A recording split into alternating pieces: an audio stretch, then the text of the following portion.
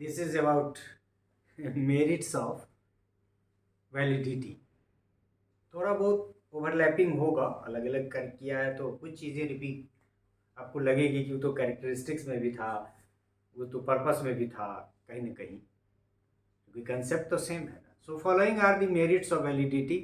Validity ensures that the measuring tool accurately measures the intended concepts. मतलब validity का merit यह है कि जब टेस्ट की वैलिडिटी निकाल ली जाती है तो उस वैलिडिटी की वजह से टेस्ट इंश्योर करता है कि जो ये मेजरिंग टूल है जिसको स्टैंडर्डाइज करने के क्रम में इसकी वैलिडिटी निकाली गई है वो उस चीज़ को एक्यूरेटली मेजर करती है जिस चीज़ को मेजर करने के लिए इसको बनाया गया है. It provides confidence in the meaningfulness and relevance of research findings. देखिए इसमें वर्ड है मीनिंगफुलनेस और दूसरा वर्ड क्या है रिलेवेंस. मीनिंगफुल और रिलेवेंस किसी रिसर्च फाइंडिंग्स की है, इसमें ये कॉन्फिडेंस बढ़ा देता है. मतलब यदि आपका जो फाइंडिंग्स है उस टेस्ट के डाटा कलेक्शन के माध्यम से है जो जिसकी वैधता निकाली गई है और वैधता ठीक ठाक है, तो वो मीनिंगफुल और रिलेवेंट हो जाता है.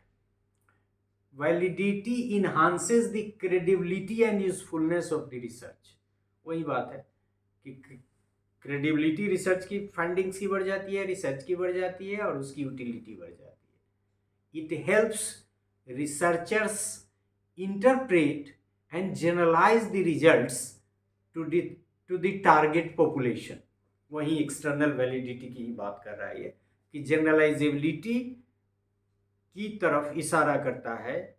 ये इसका बड़ा मेरिट है कि उसके आधार पे हम जो रिजल्ट है जो वैलिड टूल था उससे निकला हुआ जो डाटा है और उसका जो निष्कर्ष है वो क्या है जनरलाइजेबल है. It allows for accurate comparison between different groups और वेरिएबल्स. ये थोड़ा टेक्निकल है. It allows for accurate comparison between different groups और वेरिएबल्स. मतलब उनकी वैलिडिटी के बारे में कि उनकी वैलिडिटी कितनी थी, उस ग्रुप की वैलिडिटी कितनी थी. तो कंपैरिजन की एक सुविधा देता है वैलिडिटी का जो कोफिशिएंट है स्टैटिस्टिकली भी.